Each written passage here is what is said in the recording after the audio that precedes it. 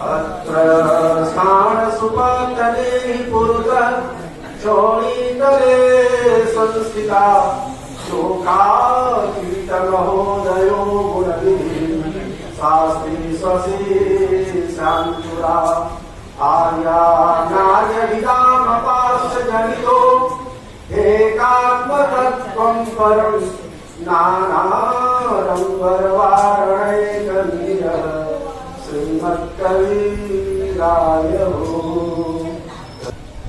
धर्मानुरागी सत्संग प्रेमियों, सतगुरु के प्यारे भक्तों, भक्तमती माताएं एवं बहनों, बहुत ही सुंदर कार्यक्रम चल रहा है। बड़े बड़े विद्वान महापुरुष आपके इस कार्यक्रम में पधारे हैं। ऐसे संत महापुरुषों के पावन चरणों में मैं अपने तरफ से और आप लोगों की तरफ से सभी संतों को सारे बंदगी सारे वर्षा हो रही है, पात्र चाहिए वर्षा हो रही है। किस चीज की वर्षा? ज्ञान की वर्षा। इस हॉल के अंदर ज्ञान की वर्षा और हॉल के बाहर पानी की वर्षा। तो हॉल के अंदर जो ज्ञान की वर्षा हो रही है, अब इस वर्षा के जल को, वर्षा का जल बड़ा पवित्र जल होता है, शुद्ध होता है, उसमें किसी भी तरह का बैक्टीरिया आदि मिला हुआ नहीं होता है, शुद्ध निर्मल जल होता है बारिश का। बारिश के जल यदि छत पर रख दो बर्तन बढ़िया साफ सुथरा और उसका पानी यदि पियो तो सकल रोग का निदान हो जाता है। तो पानी चाहिए ना वर्षा के जल। छत पर तो बहुत बारिश का पानी मिलता है, लेकिन एक बूंद आपके काम में नहीं आता, नाला में पानी बेकार होता है।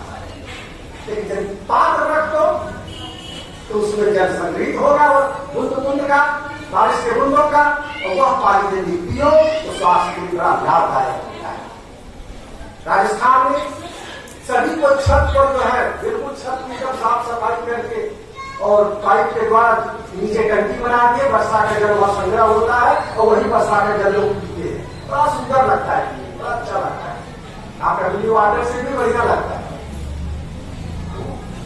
तो जो पात्र बना के रखे बहुत बड़े बड़े टंकी, और सभी जल का जितने छत पर जल मिलता है सबका संग्रह कर लेते हैं। आप लोगों को बात करना होगा तब न कि ज्ञान की जो बारिश हो रही है, आप लोग पात्र हो, लेकिन पात्र में जितना साफ सुथरा हो, क्योंकि पात्र भी चाहिए तो साफ सुथरा पात्र चाहिए। गंदे पात्र में रखोगे तो जल तो गंदा हो जाएगा ना। बर्तन एकदम साफ सुथरा चाहिए, गंदगी वाला नहीं।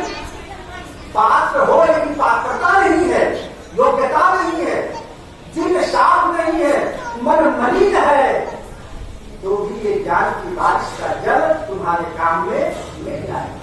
तो आप लोगों का जो प्रेम है, जो भाव है, ये 2000 किलोमीटर से हमको चलाता है।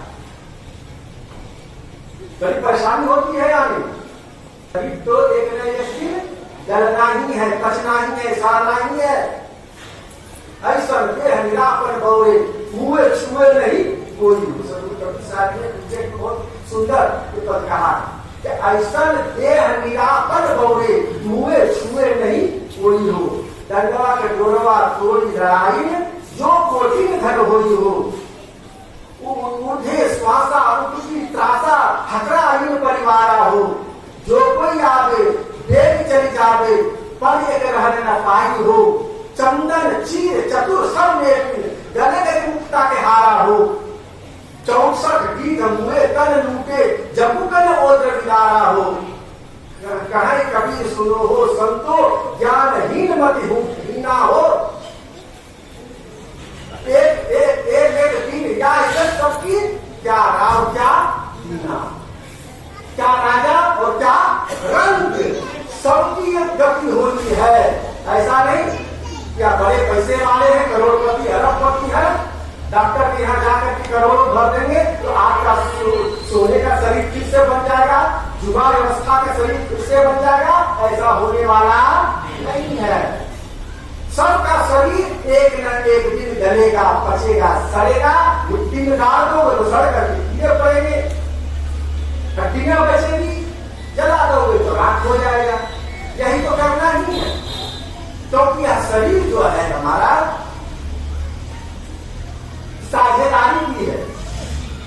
शरीर में बहुत लोगों का साझा है, अकेले भी ये शरीर नहीं है, 5 तत्वों का साझा है इसमें, है नहीं है?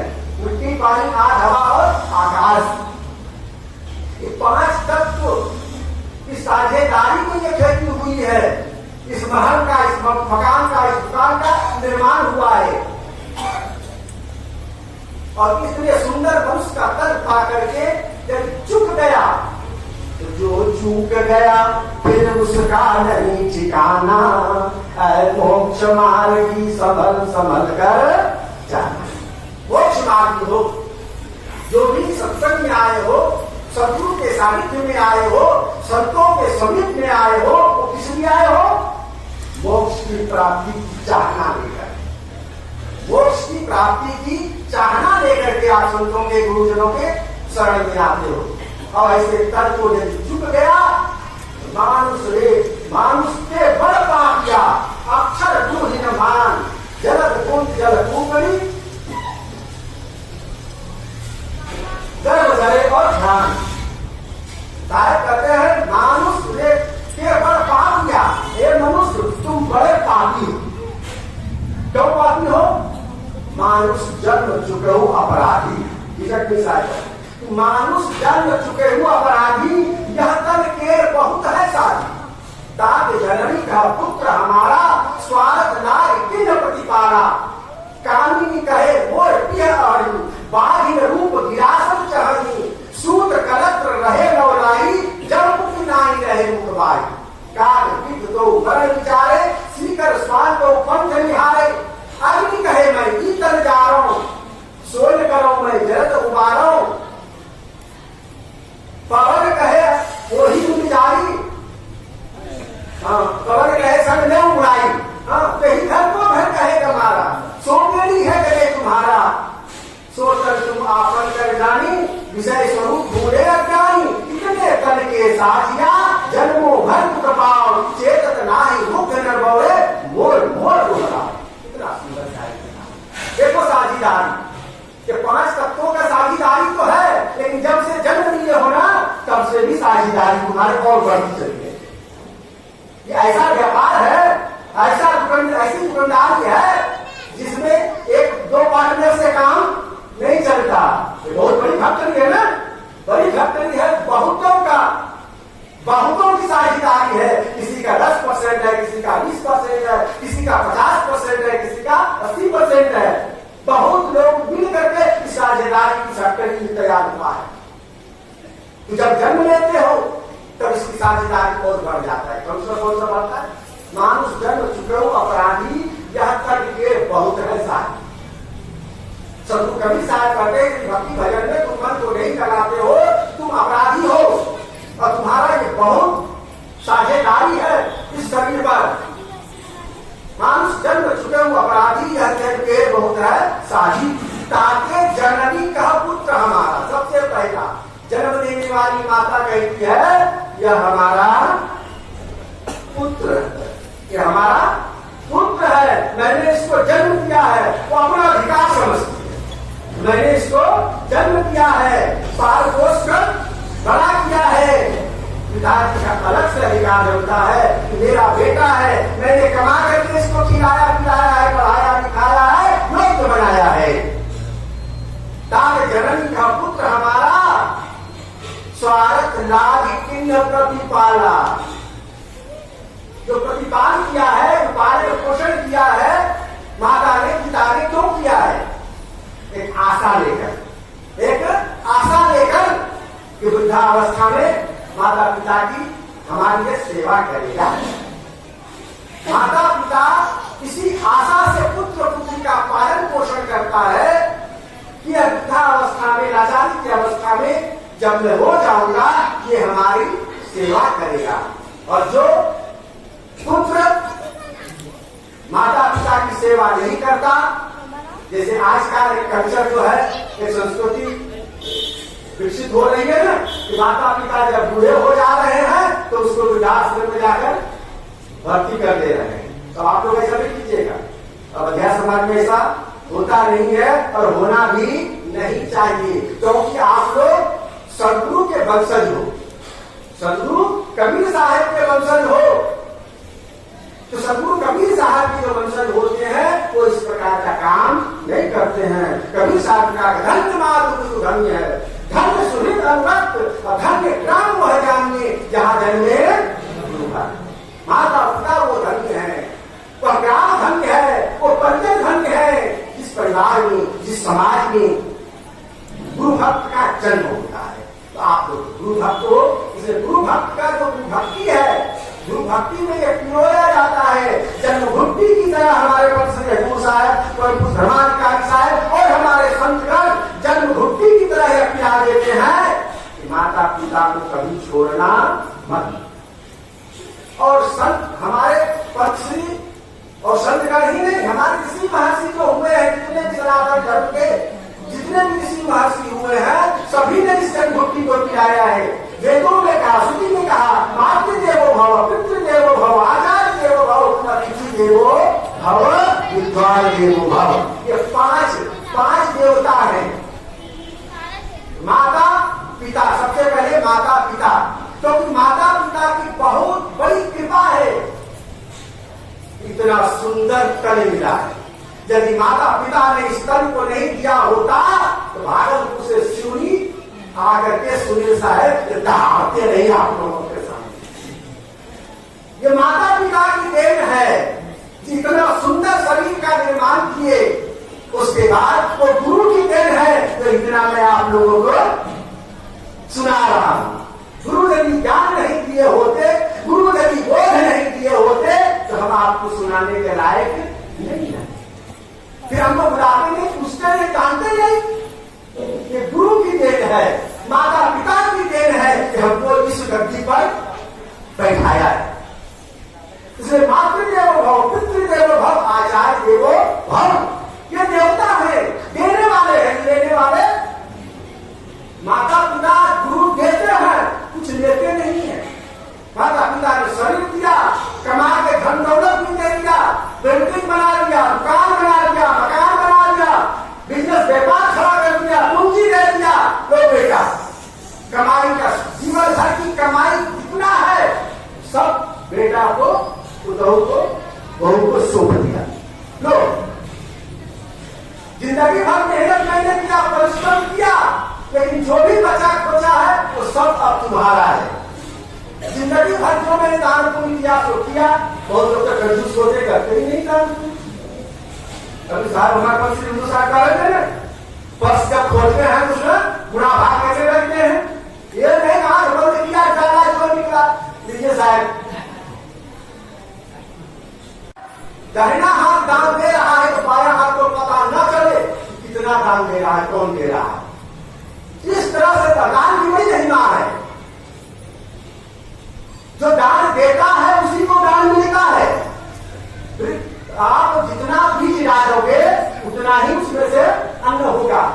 अब मान लो कि 1 बीघा खेत है, उसमें कम से कम 12 किलो जो है बीज चाहिए, और उसमें आप 2 किलो बीज डालोगे, फसल कितना होगा। खेत तो है आपके पास, मौसम भी ठीक है, खाद पानी भी ठीक डाले हो, लेकिन बीज ही कम डाले हो, तो कहां से होगा फसल। आप में औकात है, समर्थ है, शक्ति है, ₹1,000 आप को करा सकते हो, लेकिन देते कितने हो, 1000 रुपया। कितना बीज जितना डाले उतना ही मिलेगा, 1000 का 1000 100 गुना मिलेगा। इसलिए दान करने की प्रवृत्ति होनी चाहिए, दान देना चाहिए, दिल खोल कर देना चाहिए, बच्चों से दिलवाना चाहिए, परिवार से, सबको, ताकि जो है सब में यह संस्कार जगे। मान लीजिए आपने घर में विचार कर लिया कि हमको साहब को 5000 बोले सत्संग में 5000 हमको दान करना है। घर में 10 सदस्य हैं, छोटे बड़े सबके हाथ में थमा दिया, लो 10-10 रुपया तुम भी दो, 20-20 रुपया तुम भी दो, 100-100 रुपया तुम भी दो, सबको। तो सब दान करेगा तो सबका कल्याण न होगा। भले कमाई आपकी है, लेकिन वह बच्चा अपने हाथ से दान कर रहा है, दान का फल उसको भी मिलेगा और उसकी प्रवृत्ति बनेगी देने की। संतों को, गुरुजनों को दान देने की प्रवृत्ति जगेगी। इसलिए माता पिता गुरु जो है वो क्या करते हैं, देते हैं, लेते नहीं। माता पिता ने सुंदर शरीर दिया, गुरु ने ज्ञान दिया, विद्वान ने जो और भी विद्या को बढ़ाया। इस तरह से माता पिता की बहुत बड़ी देन है। और माता पिता इस आशा से, इस विश्वास से कि हमारा ये अंत में सेवा करेगा, इसलिए माता पिता की सेवा करना चाहिए। मैं स्वयं साधु हो करके भी अपनी माता का 6 महीना सेवा किया, और ऐसा वैसा नहीं पूरे गांव वाले कहने लगे कि ये श्रवण कुमार है, साधु हो करके जो है कि माता जी के गंदे कपड़े साफ करते। उस तरह ऐसी स्थिति हो गई, लटवा मार दिया, तो अब तू सेवा करने वाला कोई नहीं, कोई आवे 10 दिन रुके, कोई 20 दिन रुके, कुछ 6 महीना तो साल भर कोई रुकने वाला नहीं। तो अंत में मैंने उनकी सेवा, किसी को बुलाने की जरूरत नहीं है, मैं सेवा करूंगा। तो कहने का मतलब माता पिता की सेवा करने का यदि पुत्र को अवसर मिल जाता है तो अपने को धन्यवाद समझो, सौभाग्यशाली समझो कि तुमने कर्ज चुकाया कुछ अंश में। माता ने कितनी सेवा की है, 9 महीने गर्भ में सेवा की, जन्म लेने के बाद तुम्हारा लड़का गंदगी साफ किया, अपने सीने का दूध पिलाया, कितना सेवा की माँ की सेवा करो, कभी पूर्ण हो ही नहीं सकता है। कितना भी माता की सेवा कर लो तुम पूर्ण नहीं हो सकते हो। अपनी चमड़ी की जूती बना करके यदि माँ के चरणों में पहना दो तो भी तुम पूर्ण नहीं हो सकते हो। तो ये चमड़ी किसकी है? चमड़ी किसकी है? तुम्हारी है। लागत है तुम्हारी चमड़ी में? इस चमड़ी में तुम्हारी लागत नहीं है, इस चमड़ी में माँ की लागत है। उनकी चमड़ी उन्हीं को दे रहे हो, तुम्हारा कल्याण कैसे होगा? नहीं होगा। ये शरीर माँ का है, पिता का है, इसमें जो भी मेटेरियल लगा है वो सारा मेटेरियल माता पिता का। इसलिए माँ बाप के ऋण से उड़े कभी हो ही नहीं सकते हो। इसलिए वक्त आवे तो माता पिता की सेवा एकदम एक पैर पर खड़े होकर के सारा कार्य बंद करके सबसे पहले माता पिता की सेवा करनी चाहिए। गुरु ने ज्ञान दिया है, गुरु की सेवा करनी चाहिए, तन से, मन से, धन से, जहां तक कर पावे संत गुरुजनों की सेवा करते रहना चाहिए। सेवा में भी मेवा है। इसलिए हमारे साहब कहते हैं कि माता पिता जो है भले 60 वर्ष उन्होंने सेवा किया है, और कर्तव्य भी है, जिसको मैंने जन्म दिया है संसार में, जिसको मैंने लाया है, तो उसका पालन पोषण करना हमारा धर्म है। तो माता पिता ने अपना धर्म निभाया तो पुत्र को भी अपना धर्म निभाना चाहिए। मानुष जन्म चुके अपराधी यतन के बहुत है सारी, ताके जननी का पुत्र हमारा स्वार्थ लाभ के न प्रति पाला। उसके बाद कामिनी कहे मोर प्रिय अहल। बच्चा जब बड़ा हो गया, उसकी शादी कर दी है, घर में घरवाली आ गई, पत्नी आ गई, अब धांगनी आ गई, तो वो क्या कहती है? मेरा है। नहीं, माँ बाप का अब नहीं, अब तो हमारा है, ये पति हमारा है, अब तुम्हारा नहीं है। अब अधिकार दूसरे का हो गया, ट्रांसफर हो गया अधिकार।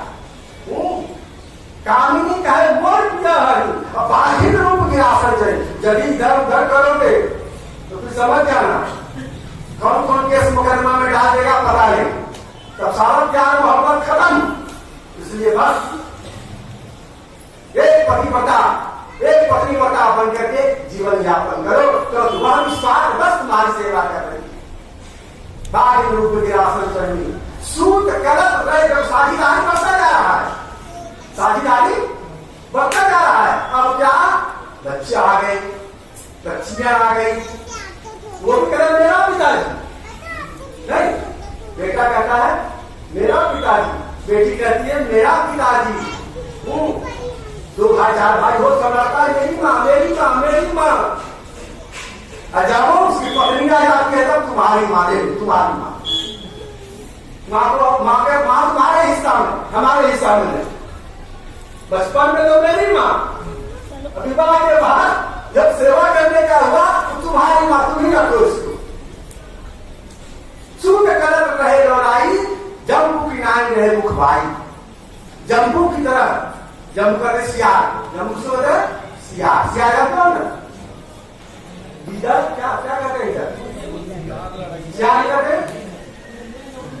तो सियार जैसे आशा देखता रहता है शमशान घाट की ओर कि कोई मुर्दा आवे, कोई मरा हुआ व्यक्ति आवे और हमको जो है उसका अपना हिस्सा मिले खाने को। सुख करत रहे लौलाई रमूज लाई रहे कुवाई काक गिद्ध दो मर विचार।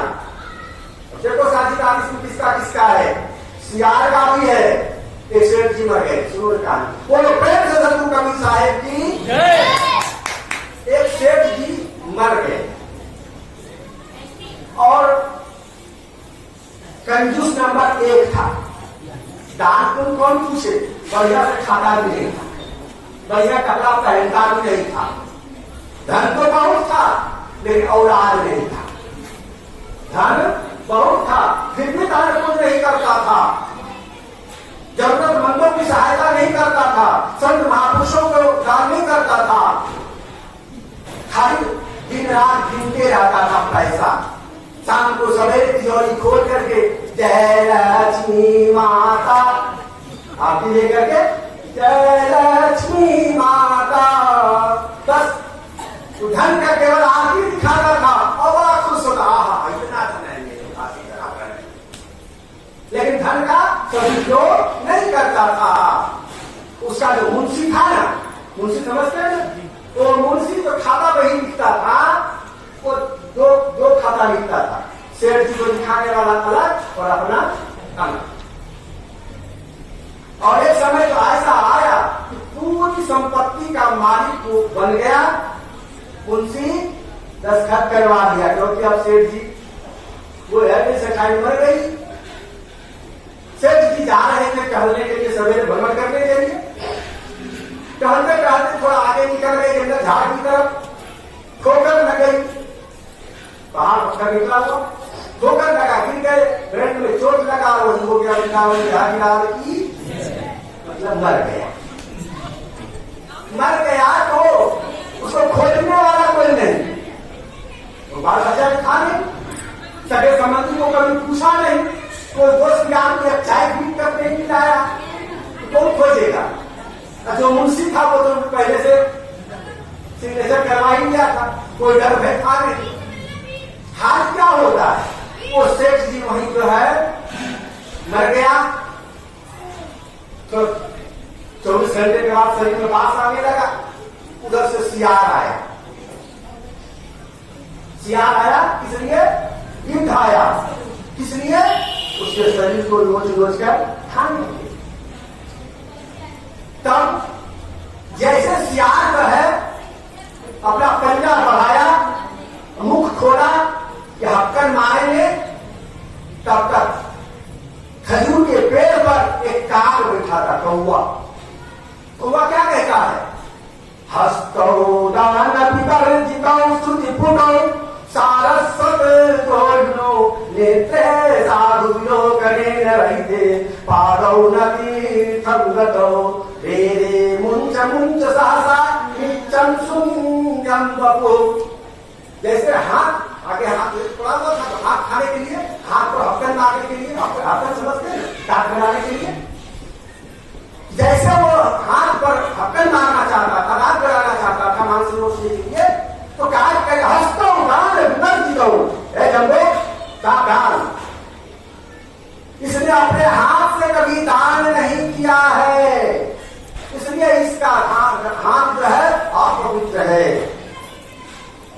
दाने न हस्तम पवित्रम, दान के द्वारा ही हाथ पवित्र होता है, कंगन पहनने से नहीं।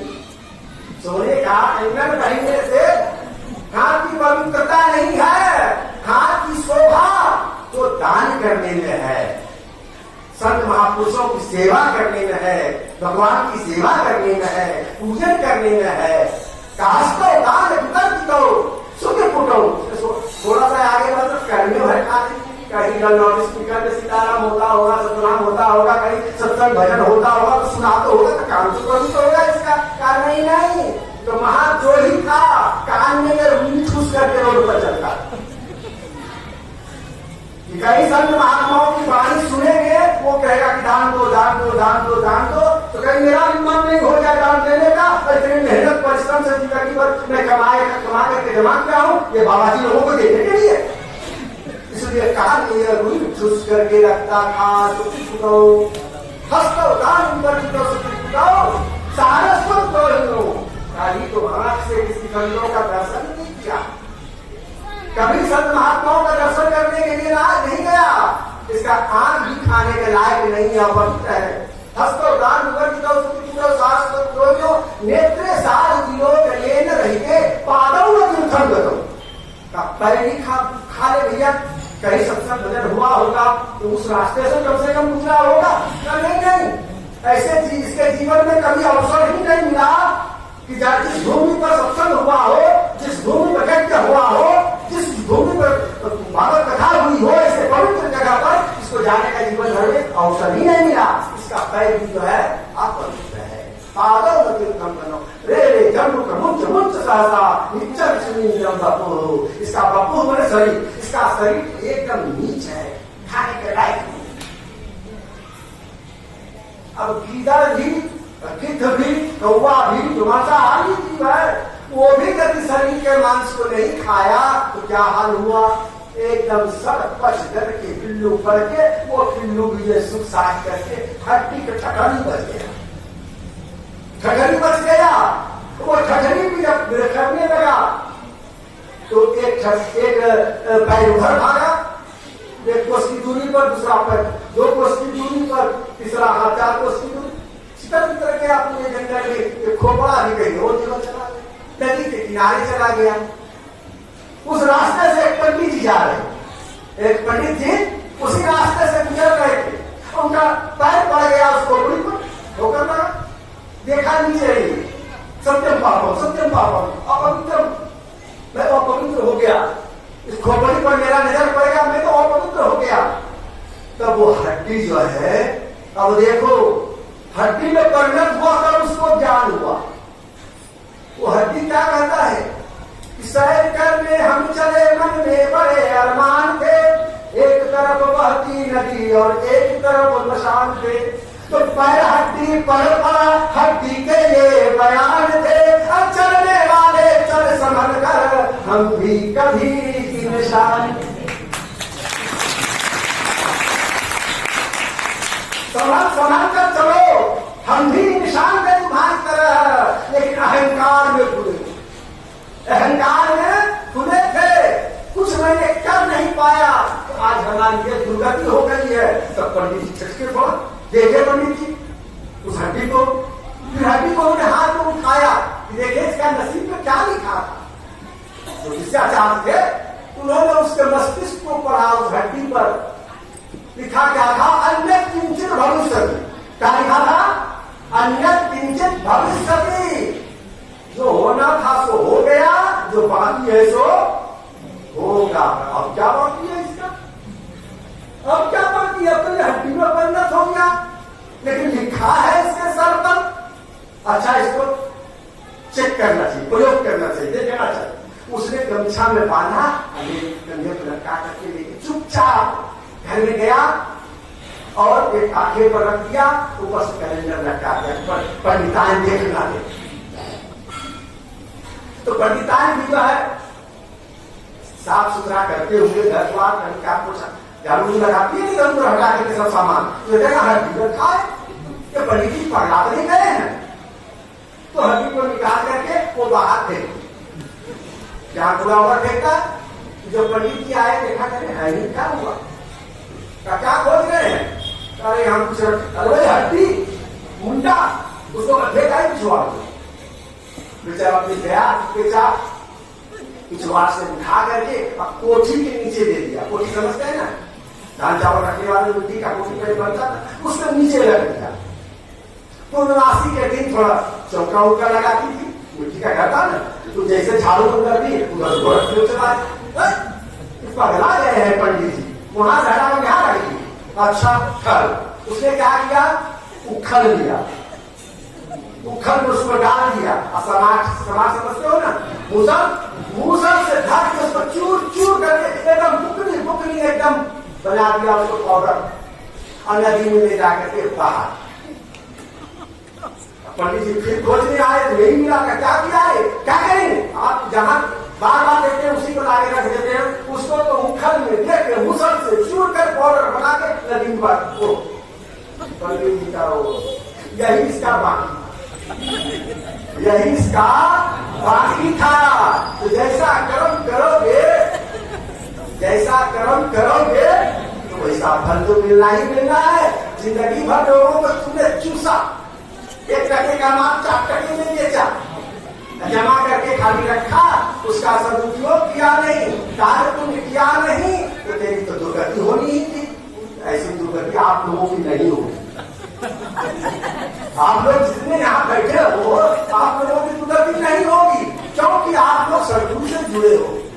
आप सदगुरु से जुड़े हो, भले कम दान देते हो लेकिन देते हो, कुछ ना कुछ देते हो, एक चीज सही, हाँ कुछ देते हो। इसलिए इतना तो संत लोग आशीर्वाद आप लोगों को जरूर देते हैं कि तो भैया आप लोगों का कोई दुर्गति ना हो गई, क्योंकि हमारे भक्त हैं, हमारे संत हैं, हमारे सदगुरु के प्यारे भक्त हैं, आप लोगों जैसी दुर्गति नहीं होगी।